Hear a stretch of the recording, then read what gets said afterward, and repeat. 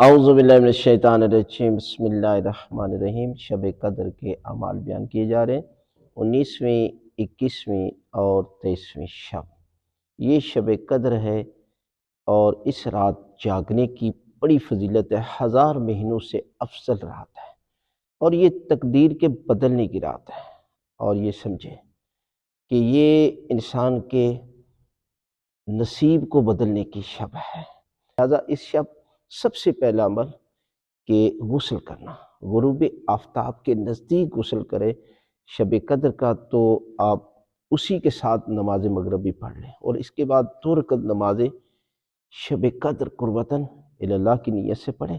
پہلی رکعت میں سورہ الحمد کے بعد 7 مرتبہ سورہ توحید ہے قل هو اللہ، اسی طرح دوسری رکعت میں بھی سورہ الحمد کے بعد 7 مرتبہ سورہ توحید کی تلاوت کرنی ہے۔ نماز کو مکمل کرنے کے بعد 70 مرتبہ یہ ذکر کرنا، استغفر اللہ و اتوب الیہ۔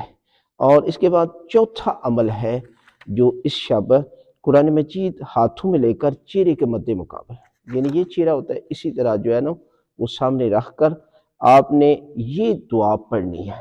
وہ دعا کون سی ہے کہ اللہم انی اسألک بکتابک المنزل وما فیہ وفیہ اسمک الاکبر واسماؤک الحسنى وما یخاف ویرجى ان تجعلنی من اتقائک من النار۔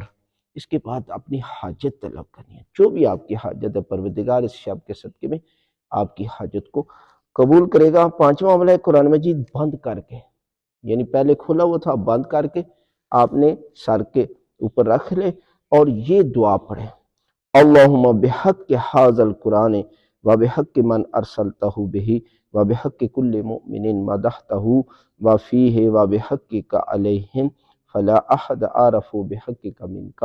اور اس کے بعد کہنا ہے بیک یا اللہ 10 مرتبہ۔ اب ہر معصوم کا نام جو ہے وہ 10 مرتبہ آپ نے لینا، بے محمد، بے علی، بے فاطمہ، بالحسن، بالحسین، بے علی ابن الحسین، بے محمد ابن علی، بے جعفر ابن محمد، بے موسیٰ ابن جعفر، بے علی ابن موسیٰ، بے محمد ابن علی، بے علی ابن محمد، بالحسن ابن علی، بالحجت۔ جب بالحجت کہنا ہے تو کھڑے ہو جانا، اور ہر یہ جو معصوم کا نام ہے 10 مرتبہ آپ نے لینا ہے۔ اس کے بعد بھی اپنی حاجت طلب کرنی ہے۔ زیارت امام حسین علیہ السلام چھٹا عمل ہے، آپ زیارت امام حسین علیہ السلام بڑی فضیلت ہے، اور اس کے بعد 2 رکعت زیارت امام حسین علیہ السلام نماز پڑھنی ہے ہدیہ، اور نماز فجر کی طرح۔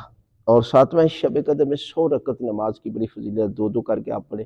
اگر آپ یہ نہیں تو آپ اپنی قضا نمازیں 100 رکعت پڑھ لیں تو نفل کا بھی اجر مل جائے گا اور قضا بھی آپ کی ہو جائیں گی۔ 8واں شبوں میں قرآن مجید کا کثرت سے پڑھنا، جتنے قرآن مجید کی آپ تلاوت کر سکتے ہیں، اس لیے ایک آیت کا اجر اس مہینے میں پورے قرآن مجید کے ختم کا اجر و ثواب ملتا ہے۔